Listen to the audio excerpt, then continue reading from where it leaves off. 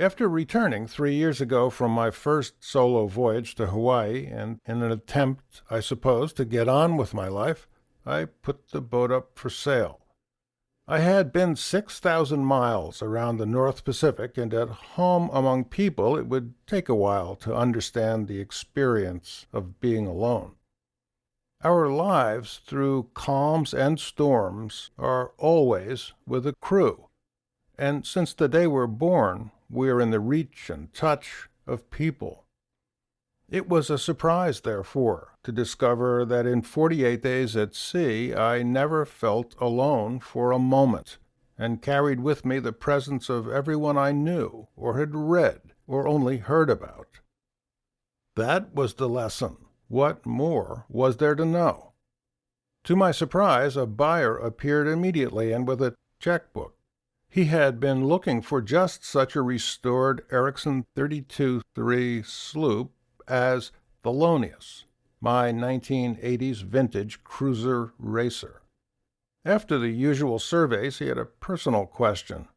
Why was I selling the boat?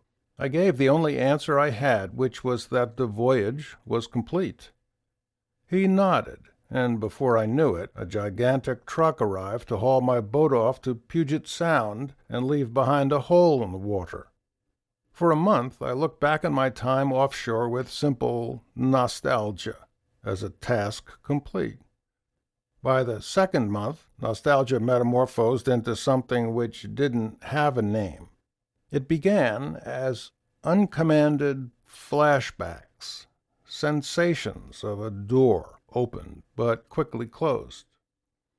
Such undefined recollections made me turn my head, but when I did, the memory was no longer there.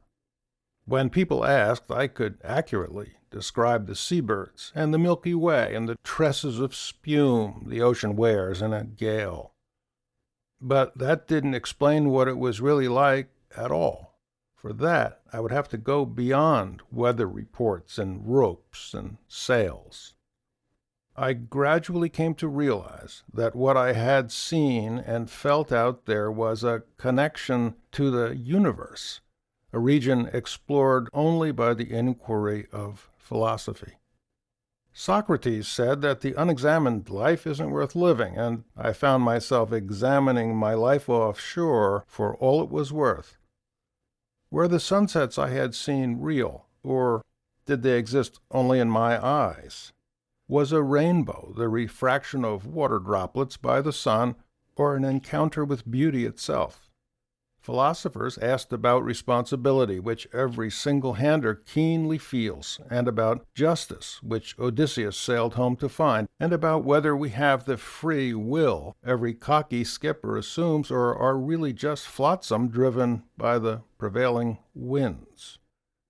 And if I had doubt of finding answers, philosophy seemed content to see questions as the inquiry itself. I'm not a philosopher, but have often turned to them for help when nothing else seemed to apply to our bustling, land-bound world of right and wrong.